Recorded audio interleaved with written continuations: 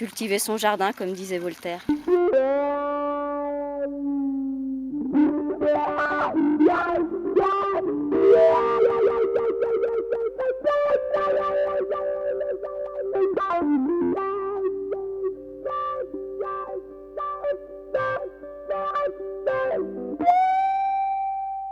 La Robinsonade, oui.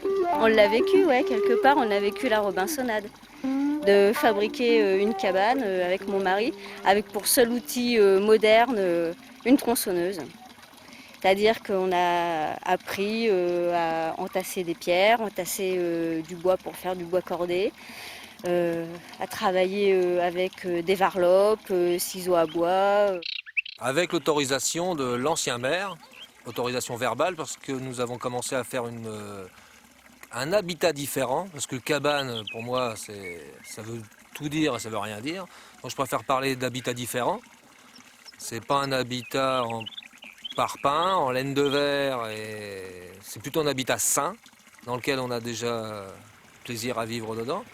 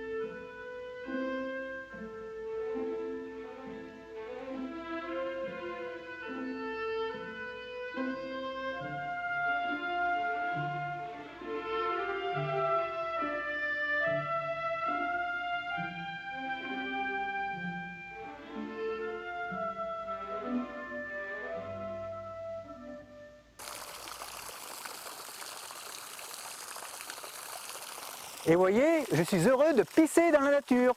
Alors qu'en ville, il faut payer pour pisser. Voilà, vous pouvez faire comme moi.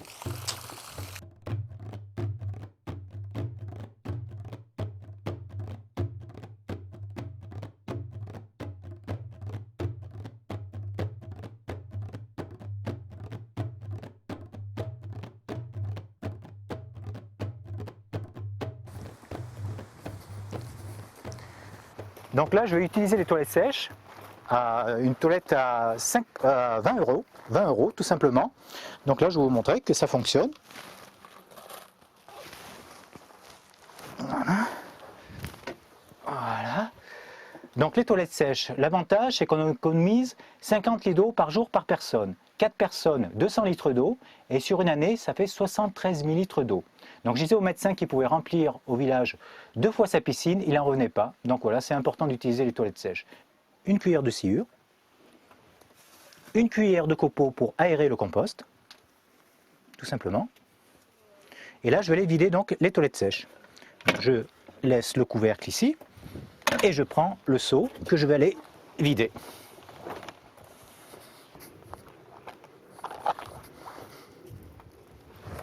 Voilà. Donc voilà comment je fais. Voilà. Ensuite, je prends un petit peu d'eau.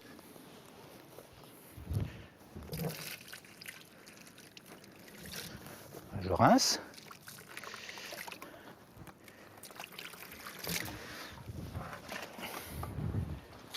Voilà. Je remets, je prends un peu de paille pour nettoyer. Donc là, je dis, quand je fais ça, je pratique la merditation ou merdite action. Pendant 13 ans, j'ai dessiné des lotissements. Ça fait 10 ans que j'ai arrêté. Donc j'étais dessinateur en bâtiment. Et ici, donc, on a créé un écosite donc, avec Franck, qui s'occupe lui des jardins, de l'entretien, de tout ce qui est partie maraîchage. Et moi, ici, c'est l'accueil paysan. J'appuie ici, là, c'est dur. J'arrive pas à l'enfoncer. Alors que là, vous voyez comme c'est facile. c'est les vers de terre qui font tout le travail. Alors quand les buttes sont faites, il ne faut plus marcher sur la terre, sinon on tasse la terre. Et après on paille, aussi là il faudra qu'il remette de la paille, j'ai vu qu'il en a remis là-bas, donc bien paillé pour garder l'humidité, et comme ça il y a besoin d'arroser 3 à 5 fois moins. Donc ça on appelle ça de la permaculture, culture sur butte. Ça c'est très très important, la partie des jardins. C'est pour ça qu'ici c'est aussi un oasis en tout lieu, une oasis en tout lieu de Pierre Rabhi. Ça vous savez ce que c'est les enfants? Ça s'appelle une grelinette. C'est monsieur Grelin qui a inventé cette grelinette. Donc voyez ce que je fais. Voyez ce que je fais là. J'aère la terre. L'avantage, c'est que le problème de la charrue ou de la bêche, c'est ce qui est dessous, on le met dessus, donc on perturbe tout l'écosystème. Alors que là, l'avantage, c'est qu'on aère la terre. Et, vous voyez, comme et puis en plus, on se fait pas mal au dos. Vous voyez, c'est agréable à faire. Hein. Et puis là-bas, on peut ouvrir là-bas et ça aère pour que ça fasse un...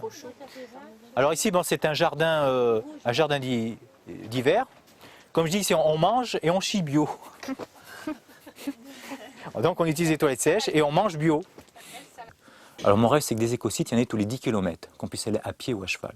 C'est-à-dire que dans chaque commune, il devrait y avoir, comme je propose pour le réseau Permis-Dire, des zones éco-constructibles. Puisqu'il y a des zones constructibles, des zones non constructibles, des zones artisanales, des zones industrielles, pourquoi pas faire des zones éco-constructibles, où on utilise bien sûr les toilettes sèches, phytoépuration, qu'on ne demande pas bien sûr au réseau s'ils sont trop loin aux mairies, bien sûr, pour être autonome, ça c'est très important, avec une charte éthique, esthétique, parce que comme je dis, pour moi l'écologie, c'est pas le misérabilisme. Il faut qu'il y ait la beauté, la grâce et le raffinement. Ça c'est très important de pouvoir montrer de belles choses. Comme je dis, ici on n'a pas de télévision, on a fait le choix de ne pas avoir de télévision. Le poêle, c'est ma télévision, donc je m'endors le soir en regardant les flammes. Les villes sont suréclairées. Quand je vois dans une grande surface, un Leclerc à Romans, vous savez combien de néons d'allumés en plein jour ? 3000 néons, voilà, ça j'ai retenu, c'est énorme. Après il faut des climatiseurs en plein été, mais c'est complètement ahurissant. Alors même si c'est pas la peine même de mettre plein d'éoliennes, il faut qu'on arrête de consommer. C'est comme ça, il faut arrêter de faire des déchetteries ou des incinérateurs, il faut arrêter de créer des déchets à la base, sinon ça n'a pas de sens.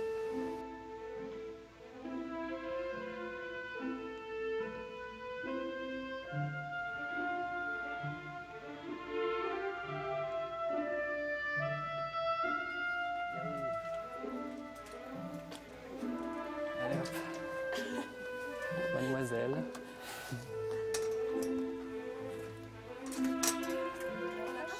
Bon, non, on laisse comme ça. Ouais, peut-être. Bon, allez. Moi j'y vais. Ouais, salut. Ouais, tout à l'heure. Mais voilà, là, t'es dans notre garage. On est tout près du centre-ville. Et puis, bah, c'est là qu'on stocke un peu tous nos vélos et puis qu'on bricole un peu. Il y a nos trucs un peu indispensables tous les jours pour aller glaner au centre-ville. Un peu de bouffe de récup, à gauche, à droite. Et puis dépanner les vélos des amis quand il y a besoin ou rigoler un peu en monocycle, quoi. Voilà. Et ben c'est le seul coin de la maison où on a pu caser les toilettes sèches, là. Voilà, juste de la sciure, un seau et puis du papier toilette. Voilà, un petit coin tout sympa pour être tranquille. Mais je vais aller les vider en fait. Allez.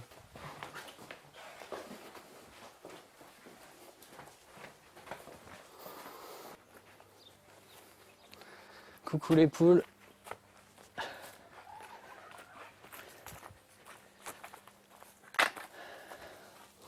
Alors on le fait à part du compost de déchets organiques de bouffe, parce qu'il va rester un peu plus longtemps pour devenir de la terre.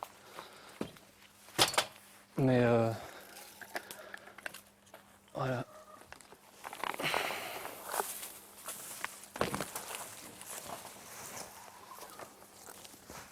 Et les poules, ben, elles sont là depuis à peu près le début de la coloc et puis elles sont très bien et elles nous donnent des super bons œufs et puis on s'en occupe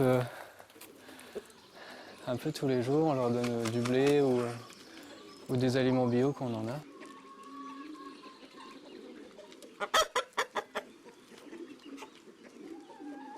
Donc il y a des débats qui sont organisés tous les 18 de chaque mois, à 20 h au Samovar. un petit bar à Saint-Michel, le quartier populaire, rue Camille Sauvageau. Et puis c'est pas que des débats, on organise des actions assez régulièrement, donc, qui peuvent tourner autour de la lutte contre la malbouffe, des versements publicitaires, des actions anti-pub ou des choses comme ça. En fait, à la base, les gens qui font partie du Pas de Côté se sont un petit peu rencontrés au niveau de la Vélorution qui avait lieu à Bordeaux avant. Et donc, c'est pas du tout la même chose, mais la Vélorution, c'était un moyen de se réapproprier l'espace urbain et de promouvoir le vélo plutôt que la voiture et d'inciter les gens à sortir de leur quotidien. En fait, c'est un espace temporaire de réflexion sur la société automobile. Alors concrètement, ça se passe à Bordeaux, c'est les derniers samedis du mois, dans d'autres villes, c'est le premier samedi du mois, mais c'est un passage dans la ville, un moment dans la ville où plein de gens viennent avec leurs véhicules non motorisés, tout ce qu'on peut imaginer avec des roues ou à pied même, et des échasses, enfin tout ce qu'on veut. Et c'est un moment festif où on réclame la rue, quoi, on réclame une ville sans voiture. Les uns les autres, en fait, on est un collectif assez complémentaire. Il y a des personnes qui sont plus capables, par exemple, de réparer des vélos et d'apprendre aux autres à le faire. Puis d'autres qui sont plus capables d'organiser des manifestations, d'autres qui vont être dans une logique de contacter des journalistes ou d'autres qui vont voyager et essayer de faire en sorte qu'il y ait des liens qui se créent entre plusieurs associations. On a un collectif assez soudé et complémentaire en fait. Et les modes d'action sont aussi très, très divers. Et puis s'il y en a qui ne veulent pas faire une action qui leur paraît un peu radicale, ça leur appartient de ne pas la faire. Et on peut imaginer beaucoup de choses, c'est en fonction de ceux qui veulent y participer. Voilà. On est aussi du coup un peu en lien avec les AMAP, les associations pour le maintien d'une agriculture paysanne ou les SEL, les systèmes d'échange locaux. Une AMAP, pour définir assez rapidement, on va dire que c'est un système d'échange et d'interaction entre un consommateur et un producteur, enfin plusieurs consommateurs. Et ils prépayent la production à l'avance suivant les contrats. Nous, par exemple, pour nous, c'est 6 mois, mais suivant les AMAP, ça peut changer en termes de longueur, quoi. Ça peut être 3-4 mois. Et ils achètent donc à l'avance la production qui leur sera livrée hebdomadairement. Et du coup, le producteur s'engage à leur livrer le contenu d'un panier qui peut être de différents prix, quoi. C'est les consommateurs qui viennent sur le terrain lors de réunions faire leur certification eux-mêmes, qui viennent voir que moi quand je plante, il y a des tas de fumier à droite, à gauche, il n'y a pas un seul bidon chimique, ou s'il y a des bidons là-bas, mais c'est de la récupération. C'est pour faire mes purins et ces choses-là dont on entend un peu parler de plus en plus en ce moment. Et donc ils ont des légumes frais qui sont ramassés dans la journée et ils bénéficient du contraire de ce qu'on appelle la malbouffe, donc de la bonne bouffe. Et par ce biais-là, le consommateur il a aussi accès au jardin du producteur, il a tout ce qui suit de près la vie de l'exploitation, quoi. C'est pas on achète les légumes, on ne sait pas d'où ils viennent, on ne sait pas d'où ils sortent. Là, ils savent d'où ils viennent, ils savent quelle couleur ils ont, ils savent dans quoi ils sont plantés, ils ont déjà vu le terrain. Là, c'est les amapiens qui sont venus m'aider à poser la clôture contre les lapins, qui ont fait plein de travaux. Ça donne lieu d'ailleurs à des petits repas bien sympathiques, quoi.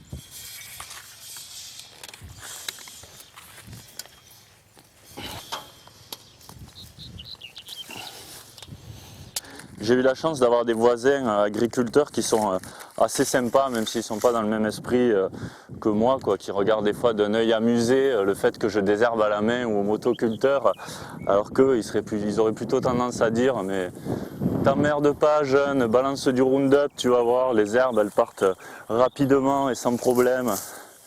On est dans un petit village près de Montpellier, je veux dire sur Montpellier, y en a des bouches à nourrir quoi. Hein. Des petits paysans comme moi, il pourrait y en avoir un sacré paquet quoi. Le métal, mais il n'y a pas touché. Il y a toujours quelques infos dessus. Ouais. J'ai pas eu le temps d'y aller. Et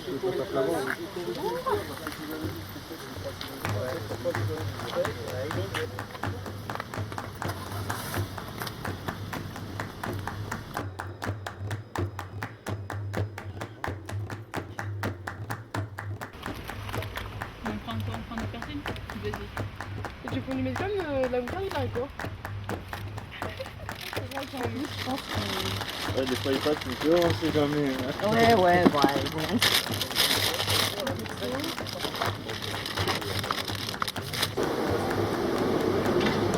Attention, ça va être critique, hein.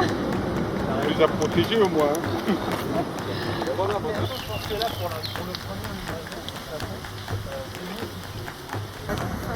février, après on a ressemé mi-mars.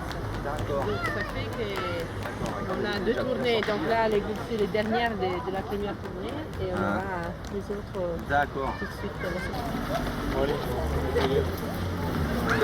J'aime bien faire vivre les gens du coin, j'aime bien avoir de l'humain dans les échanges commerciaux, j'aime l'écologie, j'aime... c'est une forme de militantisme. C'est comme ça que je milite en fait pour mes idées. Ça reste verbal, une explication de notre façon de travailler, avec qui on travaille. Et ça permet aussi de faire avancer, que les gens viennent ici. On invite les gens à venir ici aussi le vendredi soir et ça permet d'agrandir la chose, quoi, de faire passer le mot. Ça pourrait être tout simplement géré par le producteur qui dit tiens, je vais avoir un nouveau réseau de distribution et donc voilà, je vais distribuer à un groupe, rien de plus. Alors que nous, ce qu'on essaye vraiment de faire, c'est que tout le monde soit impliqué dans le groupe et organise tout ce qui est interaction avec le producteur, organise tout ça et à tour de rôle, on se passe les responsabilités de gestion des contrats, on passe les responsabilités d'interaction avec le producteur, on fait tourner les rôles au sein du groupe. Alors ce qu'on essaye aussi de mettre en place par exemple c'est de la solidarité. Donc la MAP étant basée sur une solidarité avec l'agriculteur mais aussi une solidarité entre amapiens, entre consommateurs. Finalement d'une certaine manière quand on parle d'amapiens on parle tant des consommateurs que du producteur. Et donc la solidarité entre les amapiens ça pourrait être par exemple des péréquations, un système de péréquation sur ceux qui peuvent se permettre de payer un peu plus le prix du panier payent un peu plus, alors que ceux qui ne peuvent pas se le permettre profitent de cette solidarité. Et ça par exemple, bizarrement, on le voit nulle part, parce que le producteur, lui, quand dans les AMAP commerciales, il s'en fout lui. Lui ce qu'il veut c'est un revenu pour lui, alors que justement ce qui est important, c'est qu'on réacquiert à la fois les rapports sociaux entre nous et avec le producteur. Salut Lucas.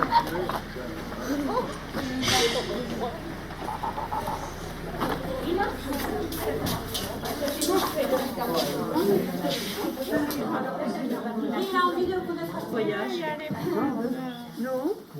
C'est où là?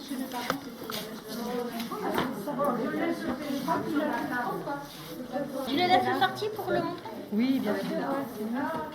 Et c'est une association donc qui existe maintenant en France depuis 1994, les premiers sels, qui sont basés sur l'échange, donc où l'argent n'est pas de mise. Ce que j'aime dans le sel et pourquoi depuis 9 ans maintenant j'y suis, c'est parce qu'en fait on y trouve tout ce qu'on y apporte.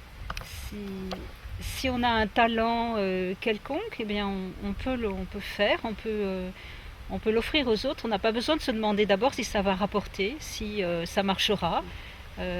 J'aime faire quelque chose, je le fais et puis voilà. La société elle avance par ses marges minoritaires qui déplacent un peu le grain de sable dans la chaussure, qui déplacent un peu le regard, qui monte ces longs combats où tu prends des chemins de traverse, tu as l'autoroute et puis ça n'a d'intérêt que si le chemin de traverse rejoint l'autoroute et la fait un peu dévier de quelque chose. Et plutôt si possible des espaces qui créent plus de liens ensemble, plus d'égalité, plus de liberté. Ce qui est assez paradoxal, c'est que tout ce qui est objet manufacturé a une valeur très minime. Avec notre monnaie d'échange qui est le grain de sel. Par contre, tout ce qui a été préparé, c'est-à-dire l'alimentaire, que ce soit des gâteaux préparés, des confitures, tout ça prend une valeur beaucoup plus importante. Parce que donc la personne qui va confectionner donc de l'alimentaire va investir un petit peu d'argent déjà pour les matières premières, s'il y a besoin d'acheter de la farine, du sucre, des choses comme ça. Et il y a le temps de travail. Et en principe, c'est quelqu'un qui va le faire quand même avec un certain amour.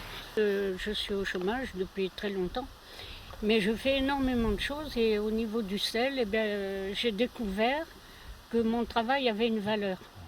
Alors qu'avant, tout ce que je fais beaucoup de couture, j'avais l'impression que ça n'avait aucune valeur parce que je ne le vendais pas.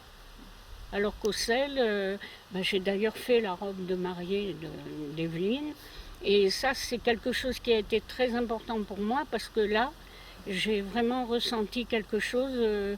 On a apprécié mon travail et on a dit, c'est toi qu'on veut et pas quelqu'un d'autre. Ça, c'est une question de réseau, de rhizomes, c'est de l'œuf. C'est des rhizomes. La société, le pouvoir, tout ça, c'est rhizomique. Tu fais un rhizome en face et tu attends de voir ce qui se passe. Rhizome contre rhizome. Alors, qu'est-ce qu'on en fait? Réseau contre réseau, qu'est-ce qu'on en fait? Et si on en profitait pour nous, porter des réseaux qui créent de la vie, quoi.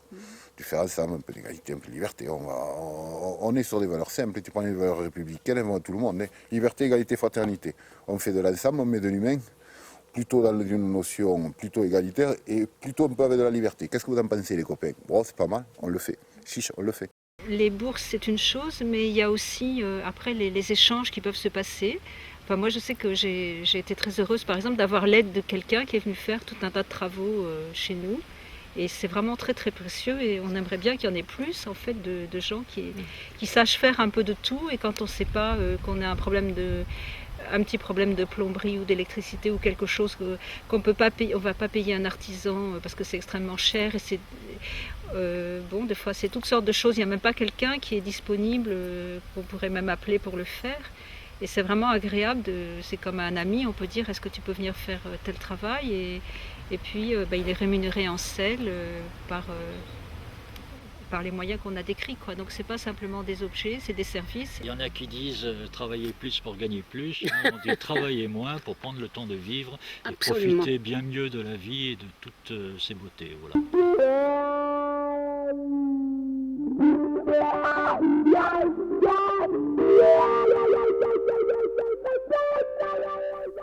Nos plus grands bonheurs sont très bon marché.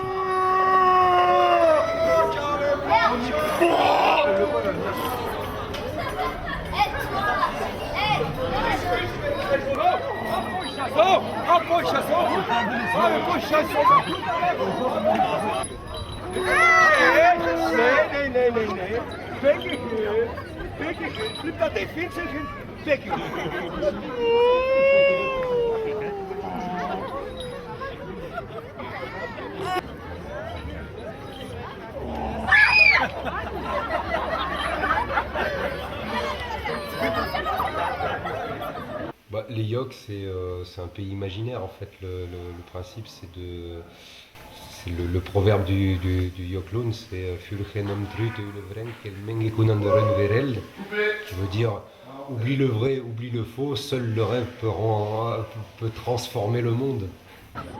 Yokia Circu! Hey, Yokia!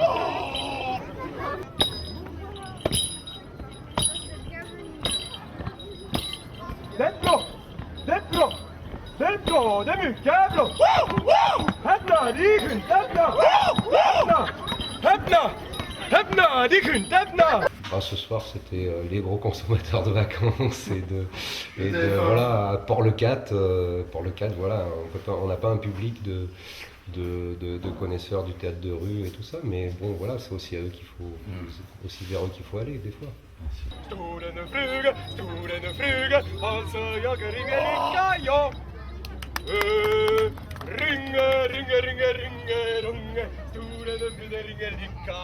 Ce pays, c'est le pays de l'imaginaire, c'est le pays du rêve, c'est qu'est-ce qu'on va pouvoir faire avec notre imaginaire pour demain, quoi. Voilà, c'est un petit peu le message qu'on peut essayer de donner dans ce spectacle.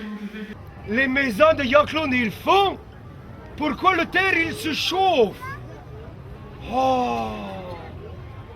Et il me dit que le terre, il se chauffe pour la cause de voitures, et des usines, et des avions, et tout ça. Et le terre, il se chauffe. Ah. Mais les gens de France, ils ne peuvent pas faire quelque chose. Pourquoi il doit bouger plus, toujours plus, pour travailler plus, pour gagner plus, pour emprunter plus, pour acheter plus, pour rembourser plus. Et le terre, il se chauffe.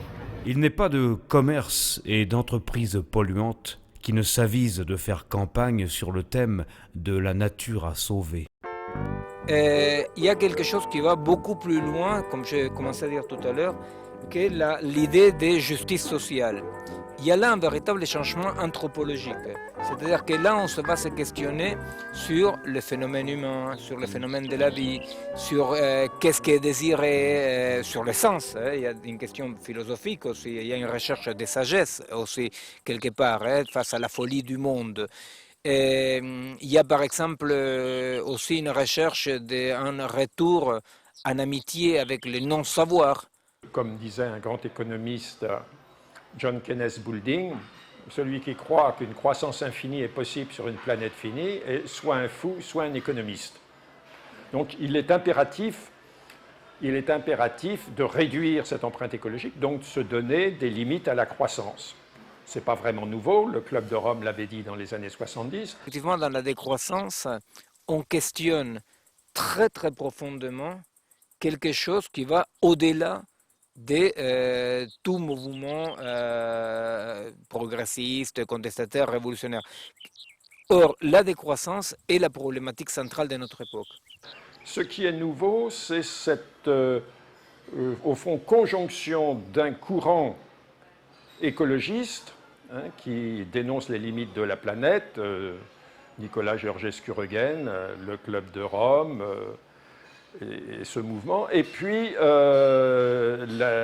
la critique du développement en termes anthropologiques à la suite d'Ivan Illich et même de Castoriadis, André Gorz, etc. Je suis complètement éberluée de voir à quel point les gens ne veulent pas croire ce qu'ils savent.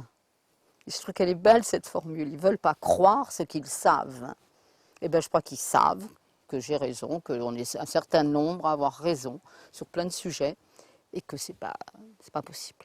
Et donc il faut le choc salutaire vraiment d'une grande menace pour que les drogués se décident, se réveillent et entreprennent une cure salutaire de désintoxication. Alors je crois que ce choc, justement, alors mentalement la décroissance, justement la décroissance c'est avant tout un slogan provocateur, eh bien c'est un slogan qui a aussi pour but déjà de commencer à provoquer ce choc. Une critique écologique qui allait plus loin que la couche de peinture verte qui était le développement durable, et puis qui allait plus loin que l'écologie dans un sens restrictif, qui interroge le travail, qui interroge nos rapports aux autres, qui questionne vraiment l'économie ou des choses comme le développement, le capitalisme, mais qui va plus loin qu'une simple mise en question du capitalisme, aussi de la technique, de la société industrielle. Voilà, je pense que c'est avant tout un mot qui permet de se poser des questions. Il y a des émotions qui sont là, qui sont cristallisées, qui sont très fortes, dans la peur, notamment la peur qui nous conduit à avoir des comportements presque absurdes, de vouloir s'entourer d'une grande quantité de matériel, par exemple, ou de se sentir sans arrêt en compétition avec l'autre, de se sentir sans arrêt mal aimé. Enfin, toutes ces choses qui sont tellement profondes et qui nous poursuivent depuis des générations et des générations, je crois qu'on s'en défait pas comme ça. Et qu'il fallait au moins presque une catastrophe pour arriver vraiment à aller dans une autre direction, quoi. Si nous pensons la nature et la création en fonction de l'homme, il n'y aura pas de décroissance. Il faut accepter qu'on n'est pas seul, accepter qu'on fait partie du paysage. Alors ça me semble fondamental, réintroduire les phénomènes humains dans la multiplicité des phénomènes. Je suis optimiste quand même parce que je vois pas mal de gens qui ont envie de faire autrement. Moi je vois par exemple dans Terre de Liens, quand on a créé Terre de Liens, quand on a commencé à bosser dessus il y a 8-9 ans, on nous prenait pour des fous. Aujourd'hui il y a une super dynamique autour de cette question de l'accès au foncier. Et moi je vois dans l'association qu'on a créée, c'est génial, on s'éclate en même temps. On travaille avec la nef, avec des gens voilà, qu'on pignon sur rue aujourd'hui et on avance, quoi. On s'éclate, ouais. On se régale. C'est nourrissant en tout cas. Il me fait peur votre mot décroissance. Qu'est-ce que c'est? T'en as un autre, il va te dire, mais c'est joyeux la décroissance, on va vivre vachement mieux. On couvre nos besoins primaires, on va prendre notre pied. Donc qu'est-ce que vous voulez de plus? On va se créer de la vie, on va créer de la pied, c'est génial. Tu vois, et il y en a un autre qui va dire, oh là, moi je veux pas revenir à la bougie. Quoique, repas à la bougie, le soir, des fois, avec sa petite amie, pourquoi pas, puisqu'au restaurant, ça peut être même un bon moment, un repas à la bougie. C'est pas ça le problème. Le problème, c'est l'état d'esprit. Comment on va vers ça? On y va de la créativité, de l'état d'esprit, de l'envie de créer de la vie, de se dire, ouais, allez, pim, pam, il y a ça, on va réfléchir les trucs, ou tu peux y aller effectivement sur des peurs. Mais attendez, là, on va me couper le téléphone portable. Ouais, peut-être, je sais pas si c'est à l'occasion, mais ça va être terrible. Ah, bah ouais. Je ne sais pas trop, c'est peut-être pas le problème, téléphone portable. Tu verras, on trouvera des solutions pour le téléphone portable. Crée de la vie. Il y a déjà une mouvance qui se cherche, qui tâtonne, qui est plurielle, qui part un peu dans tous les sens. C'est normal quand une nouvelle conception commence à se mettre en place. Parce qu'on voit bien qu'il se met en place quelque chose de différent par rapport à tout ce qu'il y avait dans les décennies précédentes.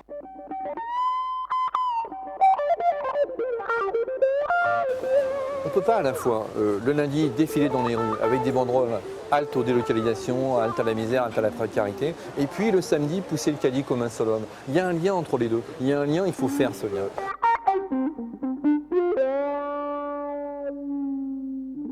Mettre un poulet dans un caddie, pour moi, c'est un bulletin de vote quelque part. Quand vous glissez dans votre caddie une paire de chaussures, un pantalon, une jupe, un produit manufacturé, eh bien là aussi, on va voter peut-être pour le travail des enfants dans les sous-sols du tiers-monde. On a un monde, une méga machine avec sa logique dont il faut sortir. Et ce qu'on peut reprocher à la gauche, c'est qu'elle ne nous proposait pas de sortir, elle nous projetait d'aménager un immeuble en ruine. Donc nous, ce que nous proposons, c'est de reconstruire un autre immeuble. Ce n'est pas d'aménager un immeuble qui est fissuré de partout et qui se casse la figure. La plupart des copains, des copines, des gens qui sont dans le monde entier, dans des pratiques de décroissance et des vies alternatives, ils sont dans cet espoir un peu messianique que d'une façon, comme on dit en physique, par réaction en chaîne, c'est-à-dire qu'il y aura un autre, on va changer comme ça les choses. C'était l'engagement avec le sentiment à l'époque que si on vivait juste, ça ferait tache d'huile sans qu'on ait autre chose à faire. De croire que l'exemple allait se propager, tu vois. Aux dernières élections municipales, ça m'a frappé de voir d'un seul coup des tas de copains, des gens que j'avais rencontrés une fois par hasard, et puis de m'apercevoir qu'ils étaient dans leur conseil de leur village. Et ça m'a semblé une bonne nouvelle, enfin quelque chose un signal. Ça m'a semblé un signal, parce qu'aux dernières élections, c'était pas ça. Hein, on était encore 4 gars à dire « mais si, il faut rentrer dans les conseils, si, c'est important ».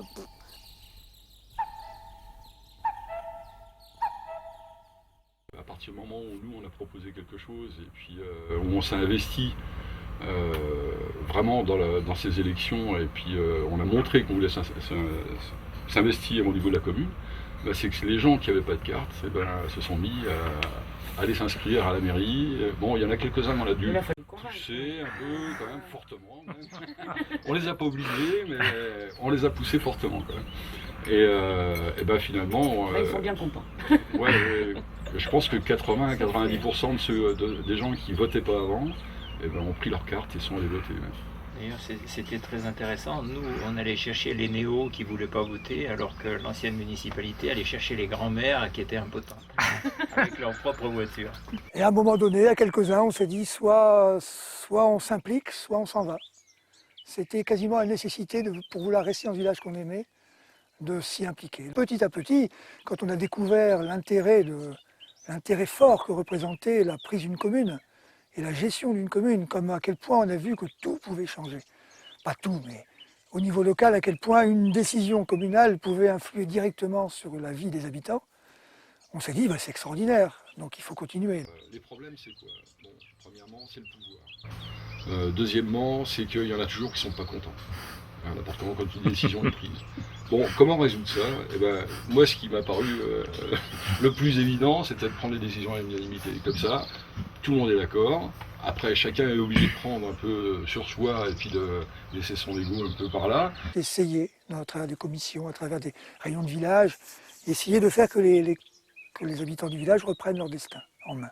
Et une petite commune peut déjà favoriser l'installation au maximum même dans les habitats dits illégaux, cabanes, roulottes, caravanes, tipis, yourtes, peut aider, peut soutenir, peut défendre, peut faire obstacle ou essayer de faire barrage à une répression qui est de plus en plus forte.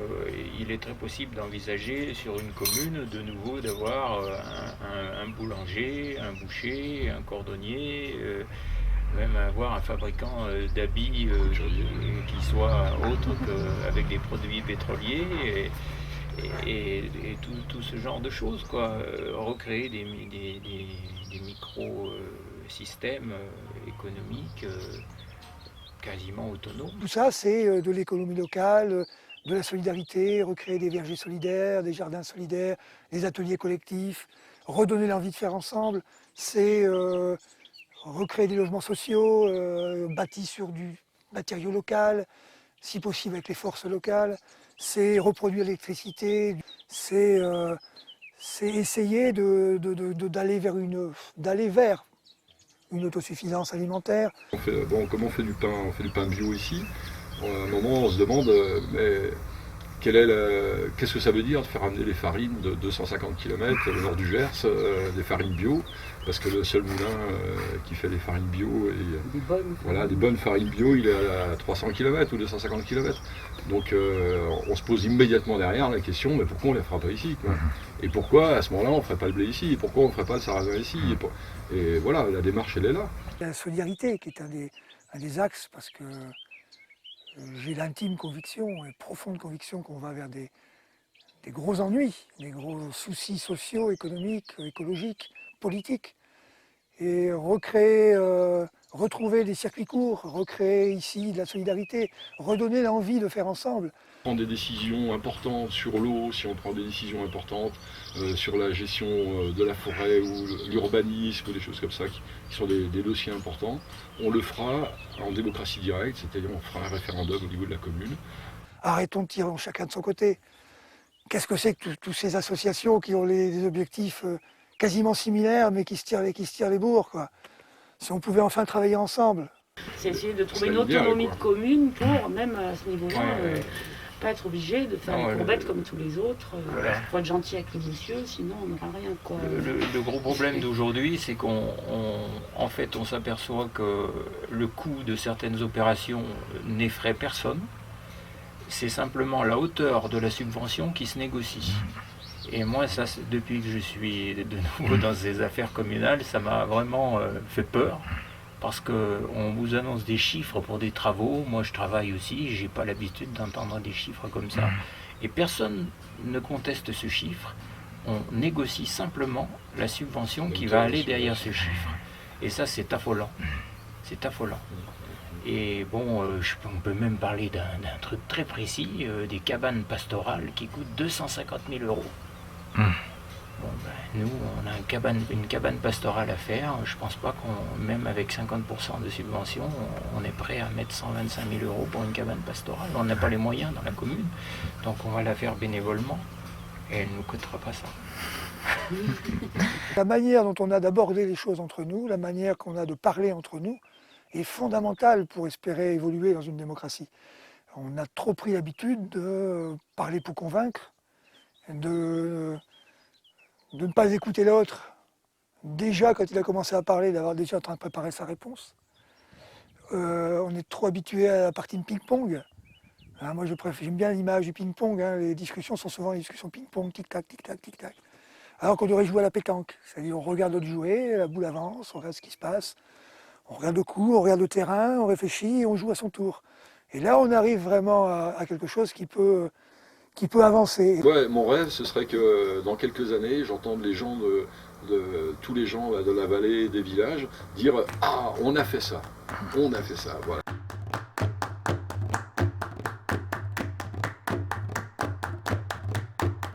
Les assemblées générales dans les entreprises, les assemblées générales dans les quartiers et l'assemblée générale souveraine, c'est-à-dire il n'y a pas de bureau qui prédigère l'info, qui pond des motions toutes faites et auxquelles les gens n'ont plus qu'à souscrire. Alors, notre tâche à nous, en tant qu'hommes et femmes qui aiment la vie, qui ne sont pas des militants politiques, qui n'avons aucun plaisir de diriger les autres, mais qu'on veut développer la vie, eh bien, notre fonction à nous, c'est dans cette époque obscure de déployer la vie. Non pas de choisir les petits postes comme ça de direction. Et d'autant plus qu'effectivement, les militants tristes, l'opposé des militants chercheurs, et ces militants qui, soit ils cherchent un chef, soit il veut être chef. Nous, on l'a vu ici dans le cadre de lutte locale, des gens qui ne s'exprimaient habituellement que très peu peuvent d'un seul coup voir se libérer leurs paroles parce qu'ils ont été mis dans une ambiance de liberté où justement il n'y a pas de chef pour imposer une parole.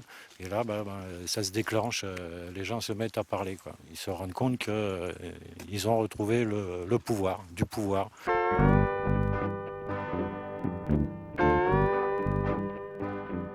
Au lieu de toujours se brancher sur les grands réseaux électriques, faire des petites productions électriques, que les villages, des villages, enfin j'exagère un peu, mais enfin des villages, des villes arrivent à se brancher sur des systèmes qu'elles construisent elles-mêmes, où tout le monde participe en quelque sorte, où tout le monde sait qu'il y a un moyen d'agir dessus. L'eau est un bien commun, donc ça doit être géré par un service public, oui, on le pense, mais en même temps, il faut démontrer son efficacité. Et pour que ce soit cette efficacité, il faut que ceux qui sont les acteurs principaux, donc ceux qui payent, ceux qui consomment, soient dans les instances dirigeantes de gestion. Au début du XXe siècle, on produisait autour des villes, au bord des villes, dans les villes. C'est tout à fait concevable que les villes n'aient pas la forme qu'elles ont actuellement.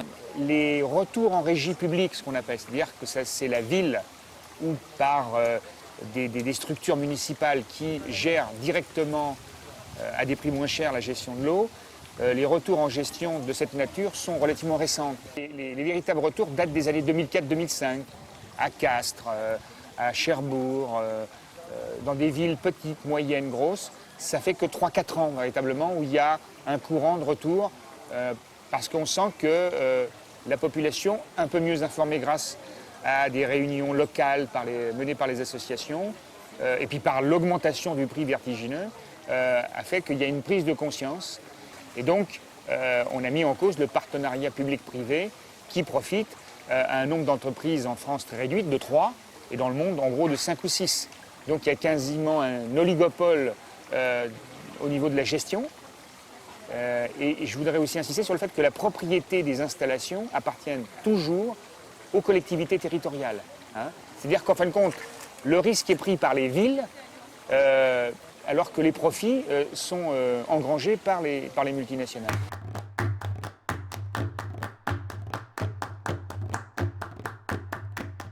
Quand nous achetons un kilo de tomates 2,50 € ou 3 € en grande surface, il a été payé 35 centimes à l'agriculteur, c'est-à-dire 7 fois moins. Ce qui veut dire que la grande distribution n'est pas en faveur du consommateur, elle s'est positionnée entre ceux qui produisent et ceux qui consomment et prend le maximum de bénéfices à ce niveau-là.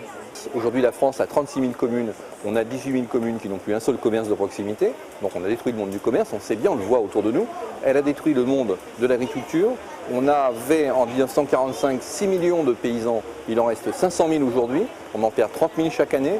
Et puis, elle est un facteur aggravant des délocalisations, de déstructuration, de destruction des entreprises et de leurs emplois. Aujourd'hui, c'est un modèle qui est complètement dépassé, j'allais dire. C'est le modèle du commerce moderne dans les années 65-70, qui repose sur le tout automobile, qui repose sur le bougisme. Ce bougisme, ces marchandises qu'on transporte dans tous les sens, ces pommes de terre qu'on achète en Espagne, qu'on va faire éplucher en Belgique, qu'on ramène, etc. Tous ces produits qu'on balade dans tous les sens, c'est pas tenable quand le pétrole se renchérit. Et évidemment, on voit bien qu'on va aussi vers une société où l'automobile étant tellement chère, et bien de plus en plus de gens renoncent à l'automobile. Les jeunes aussi n'ont pas d'automobile, donc je veux dire, forcément se doivent de consommer autrement, de s'organiser autrement. Ce qui veut dire que clairement, il y a ceux qui sont encore habitués, qui sans réfléchir vont aller à l'hypermarché avec la voiture, continuent, etc.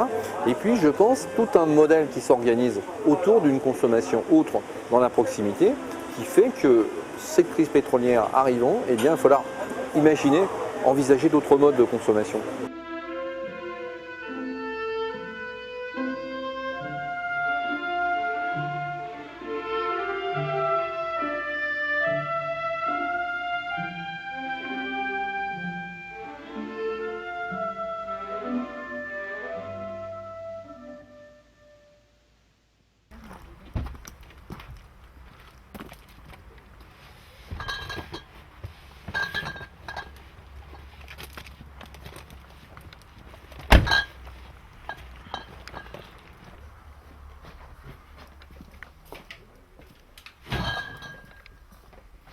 Qu'est-ce que c'est, ce carton? C'est un carton de bière des Faucheurs que je livre pour le groupement d'achat de Rieux-Pérou.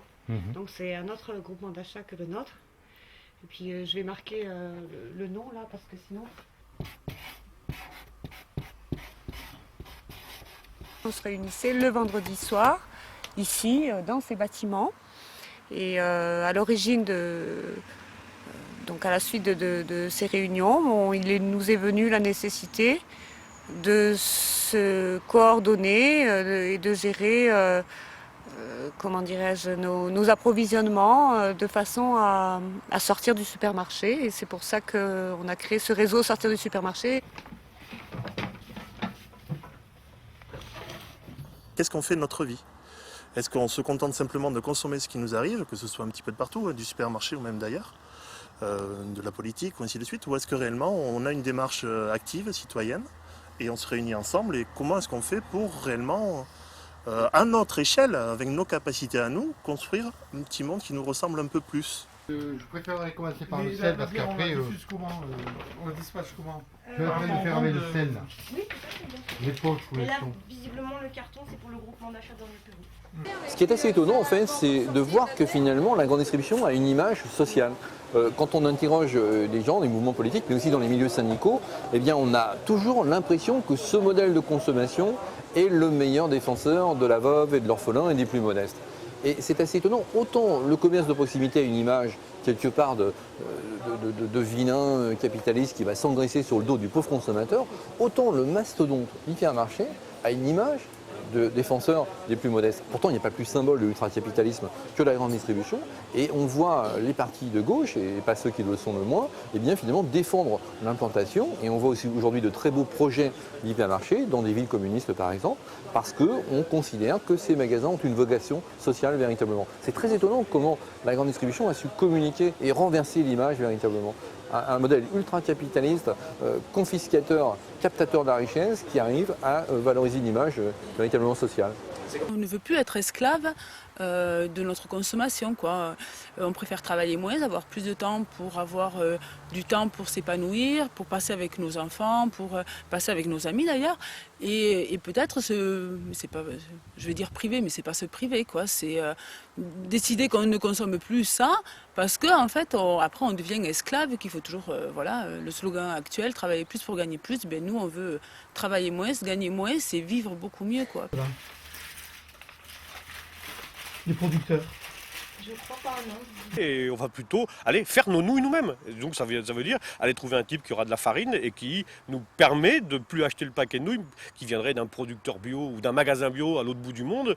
Et c'est pas ça qu'on cherche. On cherche à faire du local, à gérer localement notre vie, à rapprocher les moyens tout simplement les moyens de production aux consommateurs.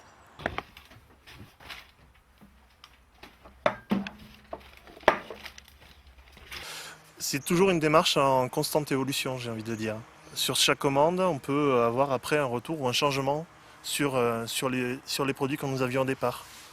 Et notamment renoncer, comme on l'avait dit avant, au quinoa par exemple, ou aux lentilles corail parce qu'elles viennent de trop loin. Et que c'est peut-être pas l'intérêt de le faire dans notre démarche. Si quelqu'un les veut, il peut toujours les acheter ailleurs. La grande distribution est donc passée au bio, à la bio, mais ce qu'on oublie de dire, c'est que cette bio vient de Chine.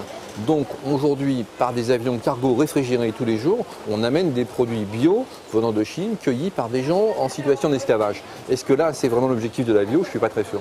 Pour des copains comme ça, pour leur faire un peu tester comment ça se passe, les produits qu'on propose. Pour une première fois, après, nous encourager ou à rejoindre un groupe, ou en monter un groupe pas sur la liste, tout ça, c'est vraiment très concret.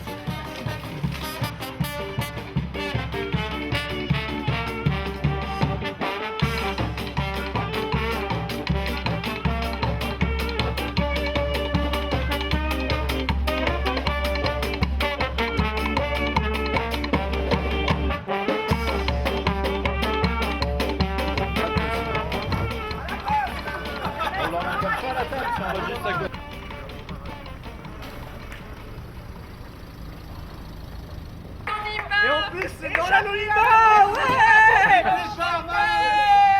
Acheter un poulet chez le fermier ou l'acheter au supermarché, c'est un acte politique. Évidemment, donc nous, on l'a et on revendique cet acte par la création d'un réseau, par la création d'une vie commune. Et en effet, le côté revendicatif tel qu'on l'a connu ces 150 dernières années, c'est pas qu'on le laisse tomber, c'est qu'on essaye pour la plupart d'entre nous de le jumeler avec notre revendication que l'on vit et que dans le faire.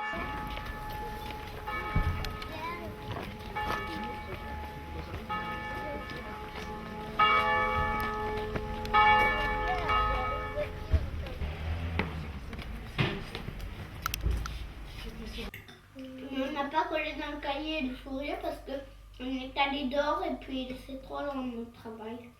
C'est trop long ton travail? Oui. T'arrives assez par la fenêtre? Moi j'ai fini. On fait plus cahier. Ça y est? Et vous faites quoi maintenant? Moi je vis seule avec mes 2 enfants, avec un petit revenu, puisque j'ai un budget qui tourne entre 1000 et 1200 euros par mois. Dedans il y a 400 euros de loyer, 400 euros de facture et 400 euros de nourriture, en gros. Ouais, c'est mon budget mensuel. Voilà, et j'arrive à me débrouiller comme ça. Je ne veux pas spécialement gagner plus que ça, parce que gagner plus que ça voudra dire faire énormément de sacrifices au niveau qualité de vie. Notamment, le temps que je passe avec mes enfants, je n'ai pas envie de le sacrifier, ils sont petits, ils ont besoin de moi. Et puis c'est maintenant que je le passerai, ça ne sera pas dans 20 ans. Voilà. Et voilà, je fais ce choix-là. Et même avec 400 euros par mois, donc à 3, on arrive à manger correctement. Par contre, ça implique de faire ses courses différemment, d'aller pousser un caddie au supermarché et de remplir plein de cochonneries, quoi. Voilà, je transforme. Le truc, c'est de transformer.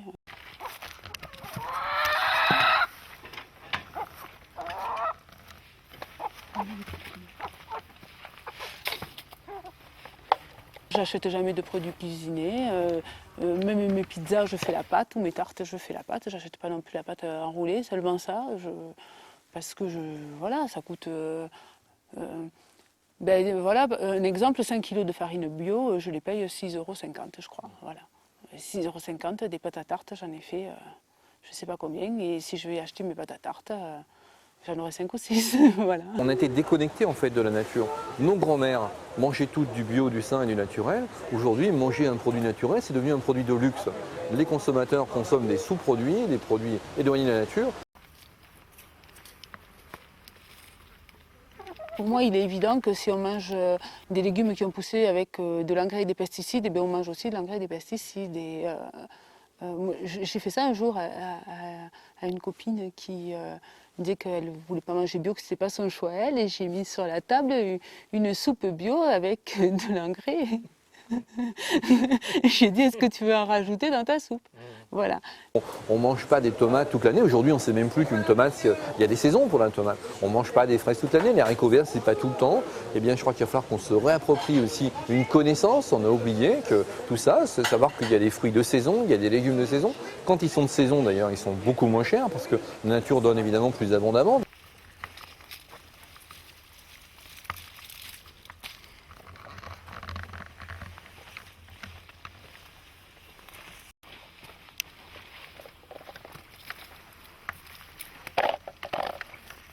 On a un poste téléviseur à la maison, mais qui sert juste à regarder des DVD ou des vidéos. Et encore, c'est pas tous les jours, parce que je trouve pas ça normal de regarder la télé. Enfin, je trouve que c'est facile de mettre les enfants dans la télé, c'est sûr, ça les garde, hein, mais c'est pas mon but, quoi. On ne nous considère, nous, citoyens, qu'en tant que consommateurs. On n'existe qu'en tant que consommateurs. On intéresse d'ailleurs le politique, on parle du moral des ménages, et le moral se mesure à la hauteur du caddie. Plus le caddie est rempli, plus nous avons le moral, soi-disant, et inversement. Quand je vais acheter mes légumes chez le maraîcher d'à côté, là, chez Alain, je sais à qui je fais gagner de l'argent, je sais qui c'est que je fais vivre. Et je trouve ça très important, plutôt que d'aller acheter mes légumes au supermarché du coin, en 40 km. J'ai pas envie d'aller acheter mes légumes là, je sais pas qui c'est qui les a fait pousser, je sais que c'est quelqu'un par contre qui a aucun scrupule à mettre des pesticides et des traitements insecticides partout. Je sais que je finance ça si je vais acheter ces légumes-là. Je lui permets de vivre avec celui-là plutôt que de permettre à vivre à quelqu'un qui, quand même, va réfléchir sur l'environnement et ce qu'il va laisser aux générations futures.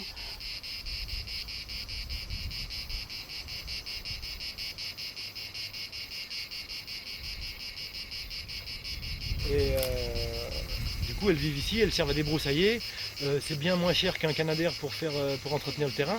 Et ça fait un superbe ménage, c'est impeccable, le terrain est propre, elle mange bien.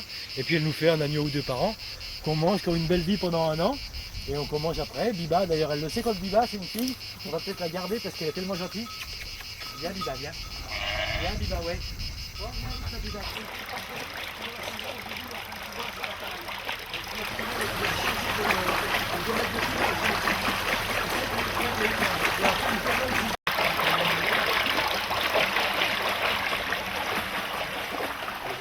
J'ai fait des choses très différentes. Mon dernier métier avant d'être faire ça, c'était mécanicien de bateau sur le lac Léman. J'ai fait différents boulots, j'ai goûté à différents boulots.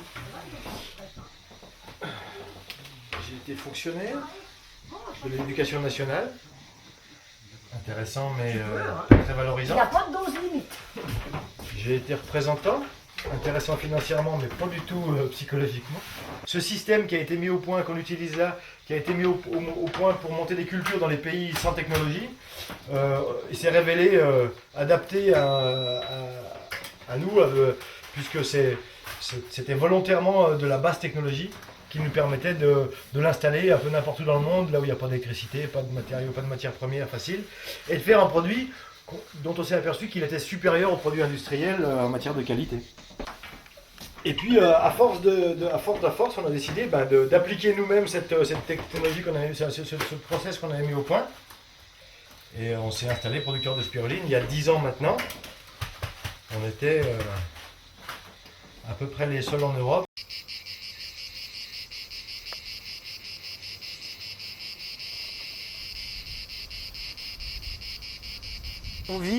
On vit avec 300 mètres carrés, ce qui fait 0,03 hectares. Ça fait beaucoup rire les autorités agricoles, mais nous, on arrive à vivre depuis 10 ans avec 300 mètres carrés de surface.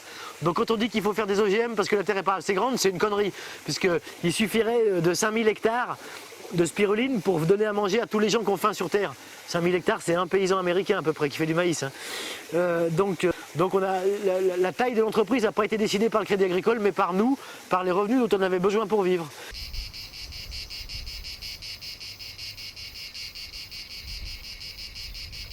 Si tu veux rentrer dans le système, c'est-à-dire avoir une subvention pour t'installer comme jeune agriculteur, tu dois, en contrepartie, la contrepartie t'oblige à dépenser et à rentrer dans le moule. Et donc c'est pour ça que les jeunes, ils n'osent pas s'installer. Mais s'installer en parallèle, en faisant comme nous, en achetant 80 000 francs notre hectare de terrain avec une petite maison dessus, excusez-moi, à l'époque c'était en francs, ça fait donc 12 ou 13 000 euros, on a pu acheter ça. Et puis, on a habité pendant 2 ans dans 23 mètres carrés, on était à l'abri, c'est petit. Mais quand on a voulu construire notre maison, le voisin nous a autorisé à couper des arbres, des jolis arbres sur son terrain pour faire notre charpente. On a fait l'isolation en laine de mouton, qui est un produit qui est en grosse quantité en France, que la plupart des petits bergers jettent à la poubelle parce qu'ils ne savent pas quoi faire. C'était un très bon isolant. La charpente était gratuite, était du travail mais pas d'argent. l'isolation était du travail et pas d'argent. Le crépi de la maison qui est fait en terre, la terre on l'a creusée devant la maison, on l'a mélangée avec un peu de paille, un peu de chaux, selon une recette éprouvée, c'est pas une expérimentation, c'est une recette éprouvée. Et on a fait notre crépi, j'ai pour 200 balles pour faire mon crépi, c'est-à-dire 4 sacs de chaux.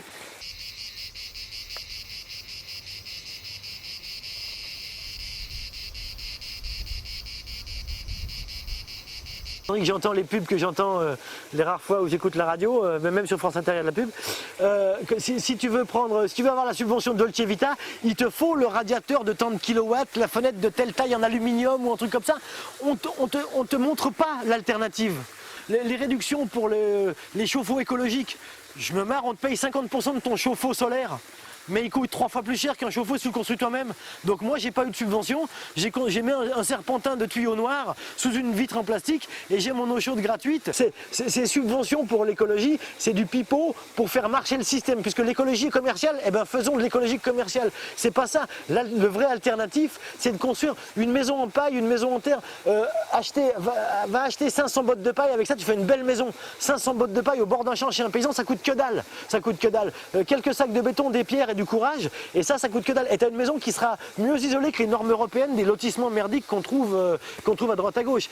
Mais on n'en parle jamais, parce qu'on ne fait pas marcher le système. Quand je travaille 1 heure, là, 100% de mon travail, il est pour moi. Donc construire une maison comme ça, on se dit oui mais il faut travailler en même temps. Oui mais il faut tellement moins d'argent que tu peux te permettre de travailler 1 semaine par mois en gagnant de l'argent et 3 semaines en travaillant pour toi. Tes 3 semaines-là, elles vont te permettre de faire bien plus de travail que ce qu'auraient fait des gens que tu aurais payé en travaillant 3 semaines à l'usine, au SMIC, quoi.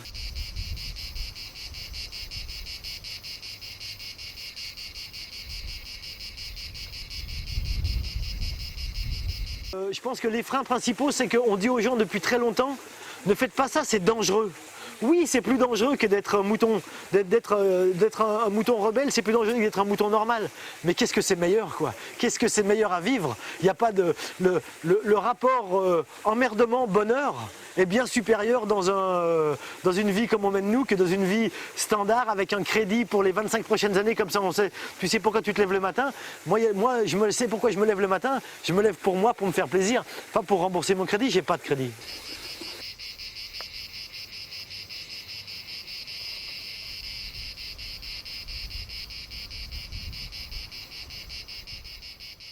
C'est avoir une maîtrise de ma vie, c'est super agréable. Et prouver ça aux gens, montrer ça aux gens, ça leur fait poser des questions. Parce que le gars qui dit « je suis obligé de courir, je suis obligé d'aller à l'usine », quand tu lui dis « bah non, t'es pas obligé, hein ». Nous on avait des boulots qui gagnaient bien, on gagnait bien notre vie, on était frontaliers, etc. Je gagnais bien ma vie, mais l'argent est un truc utilitaire. Actuellement, je préfère faire du troc avec ma production que de gagner de l'argent. Déjà aidant, encore une fois, un paquet de spiruline contre un yaourt et une plaque de beurre à mon voisin qui est berger, qui a des vaches plus loin, c'est 1 pour 1. Avec ma famille, ils s'aperçoivent que justement la quantité de bonheur qu'on dégage par an est supérieure à la leur, alors que la quantité de fric qu'on dégage, c'est certain, est bien inférieure.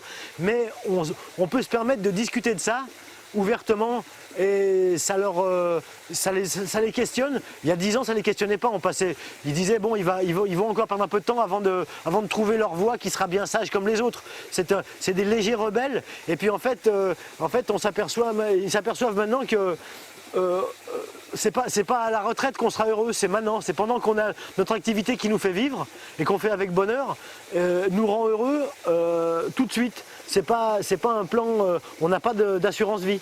Pour te dire, c'est maintenant qu'on veut être heureux, qu'on veut profiter de la vie. C'est pas après avoir donné notre part à la société en suant. C'est pas judéo-chrétien notre comportement, si tu veux.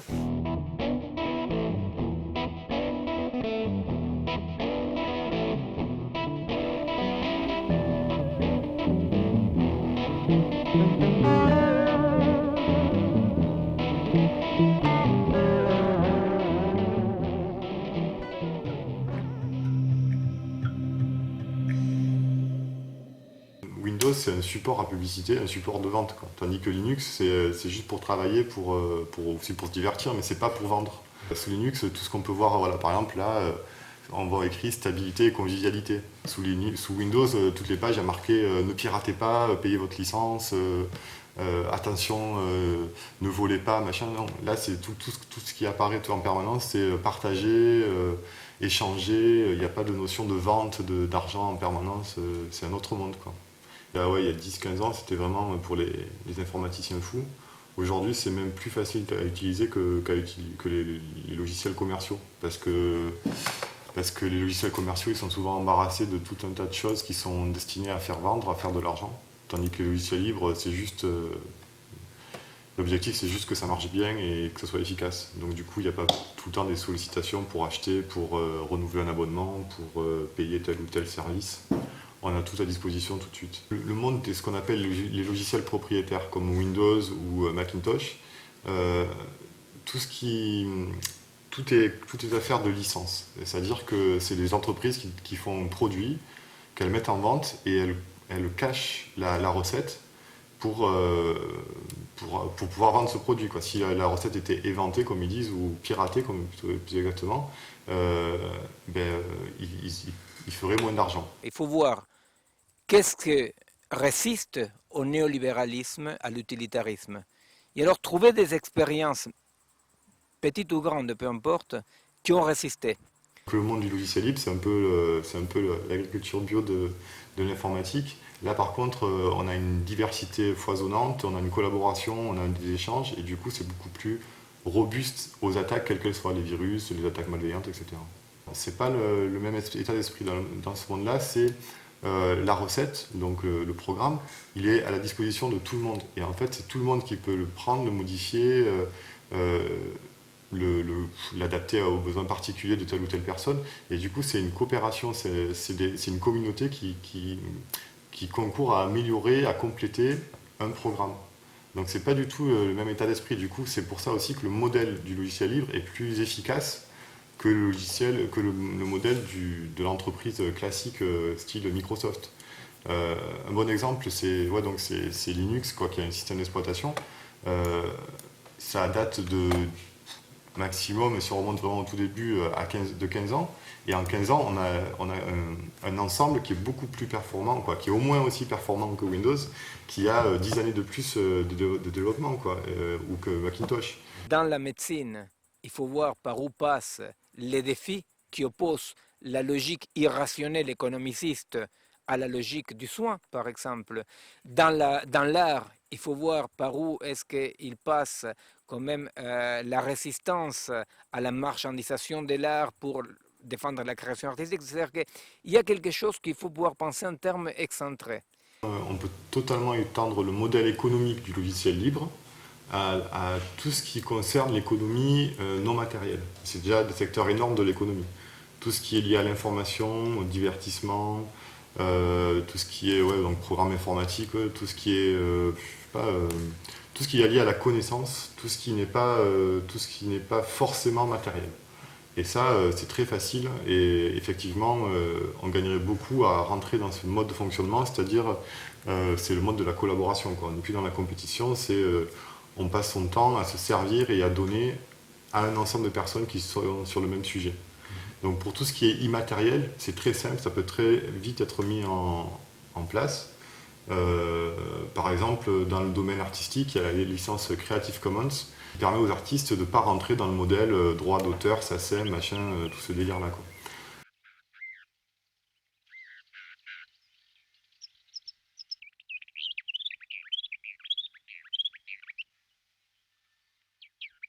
Bonjour, je m'appelle Jean-Marie Martin. Les gens ici m'appellent Maître Dong. Je suis le fondateur de ce lieu qui s'appelle l'Holorythmie. J'ai voulu créer ce centre pour vous, pour nous, pour moi. Je suis issu de l'agroalimentaire et en 1988, lors d'un reportage sur l'Inde, j'ai eu la révélation, à savoir, je pouvais moi aussi faire du commerce, mais du commerce à dimension spirituelle. On a parlé du commerce équitable, j'ai inventé le commerce spirituable. C'est-à-dire le commerce spirituable, c'est amener de l'harmonie, c'est amener une connexion directement entre le dollar, le CAC 40 et l'univers, n'est-ce pas? C'est amener une biorhythmie interstellaire au niveau des différents points du chakra entre la dévaluation de l'euro, l'inflation du yen et l'orbite de Neptune croisant la maison des Astrides. Ça paraît compliqué comme ça, mais à partir d'une petite brochure éditée sur Internet que nous vendons, que nous donnons presque, hein, pour 627 €, nous le donnons, c'est une brochure d'une page format A4, vous aurez un peu toutes les explications de ce que nous faisons à notre centre. Alors, je tiens à préciser que ce centre est un centre d'hébergement, vous pouvez venir avec votre petite famille, il vous en coûtera la somme de 6 927 € la nuit, et la troisième nuit est offerte, du moins la TVA. Pour les repas, vous amenez vos repas, ils sont tirés du sac, comme on dit. Hein. Qu'est-ce que la lolographie? La lolographie, c'est une technique ancestrale visant à renouer ces liens internes, comme je vous l'ai expliqué tout à l'heure. Exemple.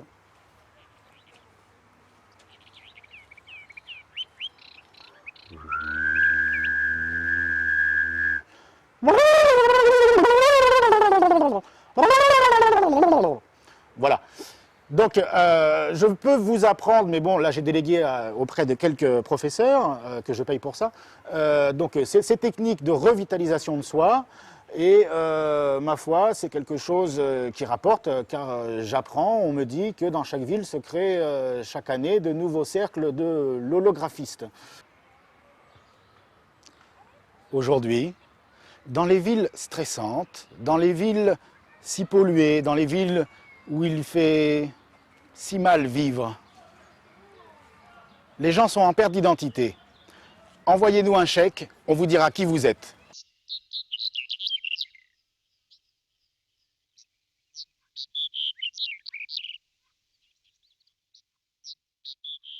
On vit dans un monde surinformé, et ce monde surinformé qui traite l'information comme une marchandise est un monde qui pas seulement ne provoque pas la réaction des gens, l'indignation ou l'engagement des gens, mais au contraire plonge les gens dans une sorte de mélancolie impuissante totale. Pourquoi? Parce que on se rend compte, l'histoire nous apprend quand même, qu'il ne suffit pas pour quelqu'un d'être informé pour réagir. Les moyens de connaissance, les gens vont les trouver en les cherchant. C'est pour ça que les moyens, les médias alternatifs, les informations marginales, minoritaires, mais intensives, sont très importantes. Parce que ce qui désire va les trouver. Et il y a vraiment une énorme demande par rapport à ça, d'adresses et de... En fait, les gens, on leur dit la mondialisation c'est pourri, bon, ils font OK. On leur dit agir local, ils font bah ouais, pourquoi pas, mais comment, avec qui, pourquoi, etc. Donc du coup, bah, par exemple, ce qu'on a fait sur le guide sur le Rhône, c'est que dans chaque chapitre, on a mis les enjeux. Par exemple, le pétrole, bah, il n'y en a pratiquement plus à bon marché, donc maintenant il faut passer au mode doux, au vélo, au transport en commun, etc. Et du coup, c'est vrai que les gens sont très demandeurs de ça parce que dans leur région, déjà, ils la connaissent mal. Et puis, chacun est dans son petit secteur. Par exemple, les gens qui font de l'architecture écologique dans le Limousin ne connaissent pas forcément les gens qui font du HLM et du logement social. Donc, nous, quand on a fait le guide sur le Rhône, on les a confrontés. On les a mis dans une rubrique qui s'appelle « Se loger ». Et du coup, ça oblige les gens qui font du social à se dire « Tiens, si c'est écologique, peut-être que ce sera aussi économique parce que l'isolation sera meilleure. » Du coup, au lieu de payer des factures énormes à EDF, on aura un habitat peut-être bioclimatique. Et puis idéalement aussi social. On a aussi l'objectif d'aider les gens à monter des réseaux, à monter d'autres assos, à voir ce qui existe et puis à s'unir avec eux pour faire des choses en parallèle. Par exemple, le bar de l'autre côté du pont qu'on cite dans le guide sur le Rhône, bah, lui-même il a aidé d'autres bars, d'autres coopératives à se monter avec l'exemple de dire bah voilà, nous on a réussi à le faire. On a la bière et le café le moins cher de tout Lyon alors que c'est équitable, bio, local et tout. Donc si nous on a réussi, pourquoi pas vous? Nous, on n'a pas de sponsor ou de publicité ou de trucs qui nous empêchent de dire ce qu'on veut. Donc, si on veut critiquer le nucléaire ou tel potentat local, élu, machin, on le fait en disant, bah voilà, le pouvoir il est dans vos mains, quoi. Comme disait Coluche, quand on pense qu'il suffirait qu'on les achète plus pour que ça se vende pas. Donc du coup, voilà, on dit aussi aux gens, vous pouvez moins consommer, vous pouvez consommer autrement en achetant des plus locales, les AMAP, les marchés bio, tout ça. Que ça soit en presse écrite, en télé ou en radio, ce sont toujours les mêmes. Et quand c'est pas les parents, ce sont les enfants. Et c'est cette communauté-là qu'il faut, on va dire, tout simplement, avec la petite boîte, la zapper. Parce que ça, on peut le faire nous-mêmes. Nous, on n'achète pas de trucs qui sont estampillés, vus à la télé, entendus sur les grandes ondes. On est plutôt consommateur du voisin qui fait quelque chose qui est intéressant, qui nous fait bien marrer et qu'on a envie d'aider. On va sur un marché, on va... Voilà. C'est plutôt ça. La plus grosse communauté, c'est quand même la secte dirigeante. Parce que c'est une secte qui se reproduit entre elles. Et franchement, vive la consanguinité, parce qu'au bout d'un moment, à force de faire des idiots qui nous gavent, bon là je vais devenir un petit peu cynique, mais c'est même pas cynique, c'est bon, voilà quoi. Je crois qu'on a tous compris qu'au bout d'un moment, ils tirent leur dernière cartouche. L'un des slogans qu'on reprend des objectifs et objecteurs de croissance, c'est plus de liens et moins de biens. Plus de liens sociaux, moins de biens commerciaux, parce que voilà, donc du coup, dans les adresses alternatives qu'on recense, le mot alternative doit toujours être lié à ça. Ça doit vraiment être quelque chose de... Faut qu'il y ait du cœur, quoi. Faut pas juste des gens qui soient là avec leur tiroir caisse, le bio c'est un business, hop hop. Enfin ça, on n'en veut pas et dès qu'on en voit, on les retire petit à petit. Il y a vraiment un clin d'œil à l'an 01 et au pas de côté de GB. C'est vraiment clairement de dire, bon, on fait une pause, on se précipite pas, on n'est pas dans l'urgence dictatoriale. Ah, il y a urgence, donc il faut vite nommer un gourou pour gérer tout ça à notre place. On est plus là pour dire, ouais, on fait un pas de côté, on réfléchit, et c'est pas triste parce qu'on préfère la joie et la convivialité plutôt que les mots d'ordre, les moralistes et les injures.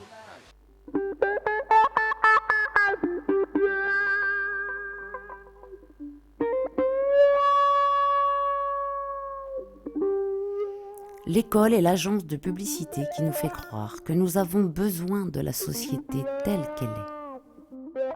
Une école où la vie s'ennuie enseigne la barbarie. Nous, vraiment, on a vraiment envie de faire autrement dans ce milieu-là, qui est un milieu où l'enfant ne fait que passer, l'école. Et après, mais en même temps, en respectant et en comprenant que l'enfant, il a envie de faire partie de la société dans laquelle il est né. Donc, en espérant aussi qu'il va devenir une force de proposition et qu'il ne va pas subir la société, mais qu'il va pouvoir, lui, être un acteur pour transformer des choses et apporter ce qui lui convient vraiment. C'est pour ça qu'on travaille vraiment sur l'individu, pour que l'enfant soit vraiment, et le jeune, soit vraiment connecté à ce qu'il est en profondeur et pas seulement se conformer ou trouver une identité à l'extérieur de lui. En arrivant, leur premier travail, c'est de nourrir les animaux. Certains font du pain, d'autres font du fromage, traient les chèvres, et puis nourrissent tous les animaux. Certains passent au jardin pour arroser leurs plantes. Et puis ensuite, ils rentrent en classe. Et dans la classe, il y a aussi un fonctionnement un peu différent, puisqu'il n'y a pas le maître qui détient le savoir et qui fait face à des élèves passifs. Mais c'est ce qu'on appelle la maison des enfants, donc c'est vraiment un espace où les enfants évoluent librement. Dans cette société de consommation, il y a énormément de gestes au quotidien qui sont faits sans conscience, simplement parce que c'est un mécanisme et que l'on est pris dans une logique, dans une société. Et c'est tellement dur de prendre du recul et de prendre conscience de tout ce qui se joue derrière. Donc là, on va travailler sur ces questions-là. On va travailler aussi sur voir le dessous des choses. D'où vient un objet, comment il a été produit, qu'est-ce que ça induit d'utiliser ces objets-là. Et puis, développer des compétences pour l'autonomie. Donc, les enfants ici savent déjà produire leur nourriture, en partie. En tout cas, ils ont abordé ce travail-là. Ils savent aussi, ils abordent la poterie, le tissage, la couture, autant de choses qui vont leur permettre de s'affranchir petit à petit d'une société de consommation dont, pour beaucoup, nous sommes complètement dépendants aujourd'hui. Au niveau de la ferme des enfants, nous développons des ateliers qui vont permettre aux enfants et aux jeunes, parce qu'il y a un projet collège maintenant sur l'école, oui, d'être de plus en plus compétent pour l'autonomie. Et dans le respect, bien sûr, de l'environnement, de la nature, et dans la gestion aussi, parce que nous avons des ressources autour de nous, mais encore faut-il savoir les gérer, et même les alimenter pour qu'elles soient encore plus généreuses. Le hameau des Buis est un prolongement de l'école qui a été fondée ici, parce que ça va être le nouveau berceau de l'école, en fait. Et c'est tout un village. C'est tout un village qui est organisé autour de l'application écologique, justement, et de l'application de la décroissance, puisque on construit des bâtiments écologiques avec des matériaux naturels autant que possible, parce qu'il va y avoir de la récupération des eaux pluviales, parce qu'on va utiliser l'énergie solaire pour se chauffer, des bâtiments qui n'ont presque pas besoin de chauffage, parce qu'on va essayer de se nourrir avec la terre du lieu, parce que sur le plan de la relation, il y a un gros travail qui se fait pour justement aller voir quelles sont les conséquences de ce que j'ai en moi sur mes comportements, sur ma relation aux autres et ma relation à la nature. Donc il y a tout un travail collectif qui se fait là. Et là, pour moi, c'est vraiment la décroissance mise en acte. C'est vraiment aller vers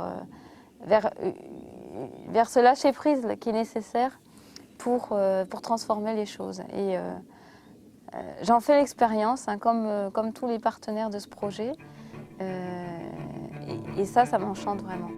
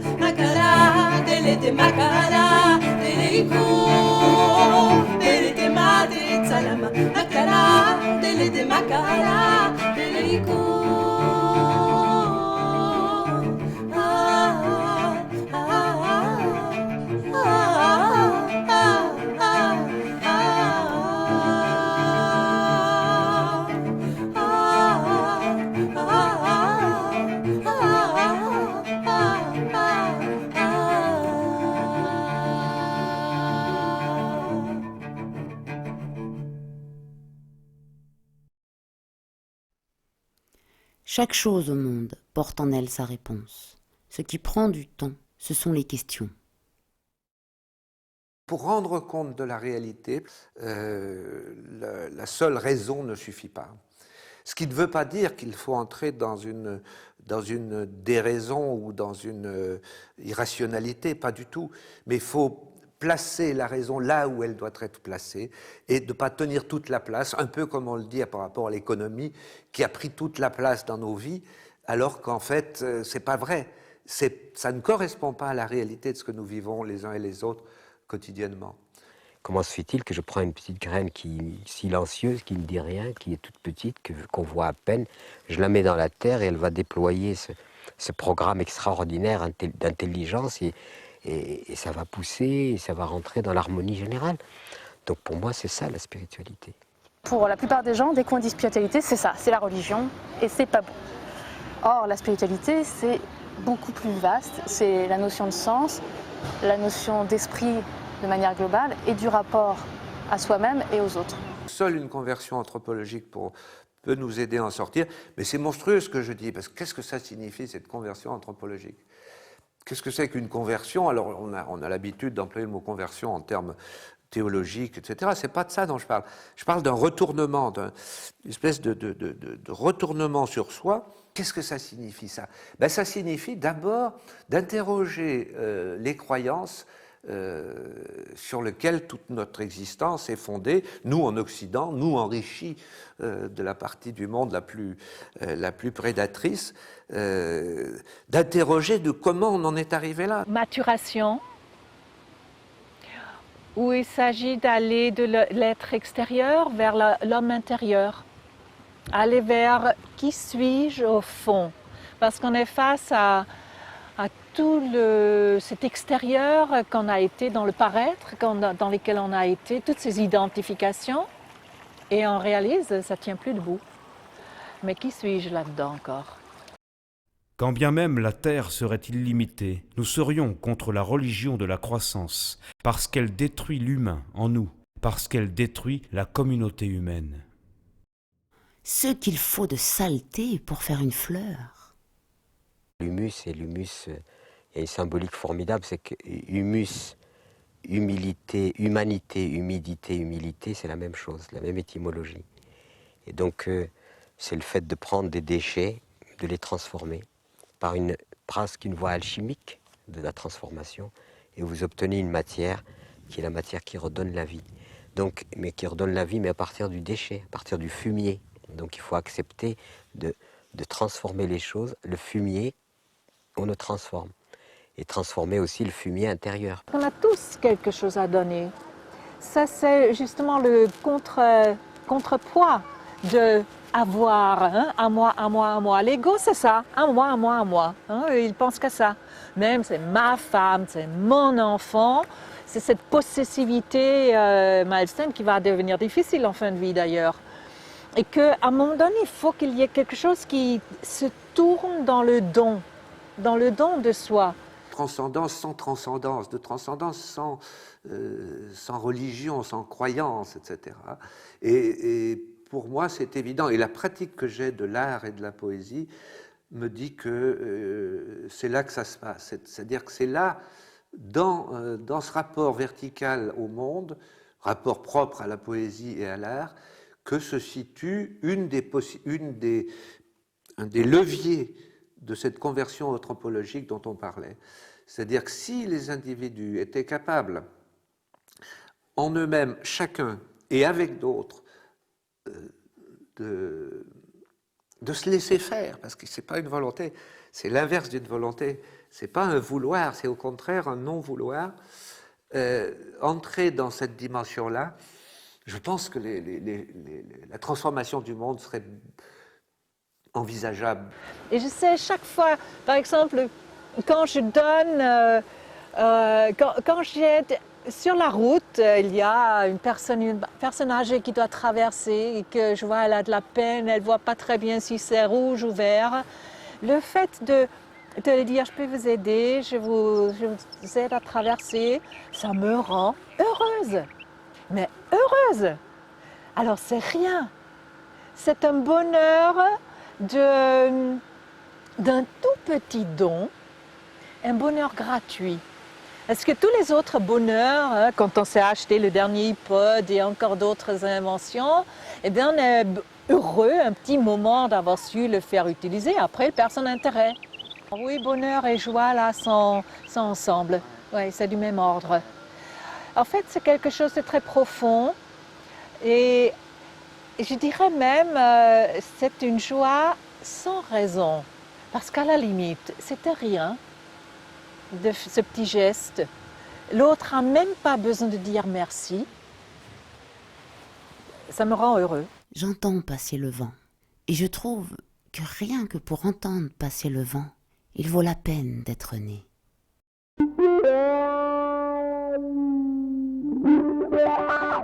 Quelque part, il s'agit de savoir comment avoir des nouvelles de la multiplicité que nous sommes. Et qui a des nouvelles de sa multiplicité a des nouvelles du monde. Parce que nous sommes effectivement dans une sorte d'illusion idéologique à chaque fois que nous croyons qu'on s'identifie avec notre ego. Le but ultime finalement de toute cette activité économique, c'est la joie de vivre, c'est-à-dire la jouissance de la vie. Cette jouissance de la vie n'est pas quelque chose de matériel, c'est quelque chose d'éminemment intuitif, qu'on ressent. Aujourd'hui, il faut que la culture, c'est une industrie. Il faut que ça rapporte. Un tableau n'a de valeur que s'il coûte. Le cinéma, c'est une industrie. Les fleurs, c'est une industrie. Eh bien non. Je crois qu'on ne pourra pas s'en sortir si on ne réintroduit pas la sensibilité à l'intérieur de la pensée. C'est la manière dont on appréhende les choses, comment on se place en relation avec tout ce qui existe autour de nous. Est-ce qu'on le vit avec son cœur ou est-ce qu'on le vit dans la distance ? Du coup, les relations que tu proposes, elles sont plutôt sympas. Plutôt, ça se passe plutôt mieux. Et puis, c'est une espèce de boule de neige qui fait que je pense qu'effectivement, on ferait mieux de s'occuper de nous, de réfléchir au poids de la famille, au poids de plein de choses qu'on fait, à la relation qu'on a au monde du travail, la relation qu'on a à l'argent, tout ça. Et tout ça, ça ouvre des portes. Ça ouvre des portes géniales vers d'autres façons de faire et qui seront absolument pas tristes, absolument pas réductrices du mode de vie. Les gens, vu la facilité avec laquelle on couvre nos besoins primaires actuellement de base, et vu la puissance de la coopération, de la mutualisation, on peut faire des trucs géants. L'argent peut vous donner tous les plaisirs, mais il ne vous donnera jamais la joie. La joie, ça ne s'achète pas. Donc ce qui veut dire que courir après de la matière, accumuler de la matière, c'est peut-être parce que nous recherchons ce bien suprême qu'on appelle la joie. Et quand vous avez la joie en vous, vous savez, il n'y a pas plus grand bonheur et plus grande beauté et sensation, de légèreté que quand on a la joie en soi. Et quand on a cette joie, elle est extraordinaire. Et tout vous paraît banal autour de vous, peu importe si le repas n'est pas tout à fait, peu importe. Ça banalise. Ça ne veut pas dire qu'il faut manquer de quelque chose, mais ça rend les choses presque secondaires. Seulement, le problème, c'est que vous pouvez être archi-milliardaire, vous achetez des yachts, des avions privés, mais la joie, ça ne s'achète pas.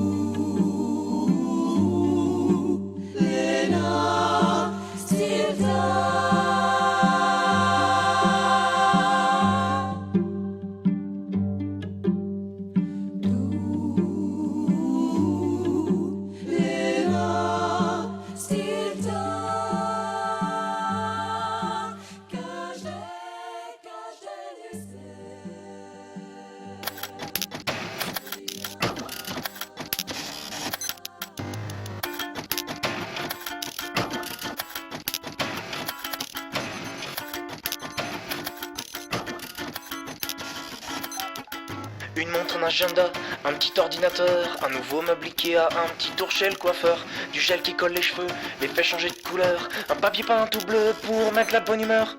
Des tennis, des polos, et dessus un petit croco, un chat en porcelaine, un nouveau porte-manteau, un Scrabble, un jeu de carry, un bâton, puis un jeu de poker, un nouveau parapluie, du Doliprane, Alka-Seltzer. T'en veux, t'en as besoin, même si t'es à découvert. N'attends pas demain, y a des promos d'enfer. Allez hop, un petit crédit, souris à la caissière. Vas-y, ça va passer avec cette petite bière. Et puis pour enregistrer la musicologie, ils ont même inventé des cartes son de folie qui tous les 2 ans perdent la moitié de leur valeur. Un peu comme ta télé, ta voiture, ton ordinateur, ton home cinéma, ton autoradio, ta petite caméra, ton appareil photo. Depuis que t'es tout petit, on fout au fond de la caboche. Une vie sans les gros sous et sans tout ça, c'est moche.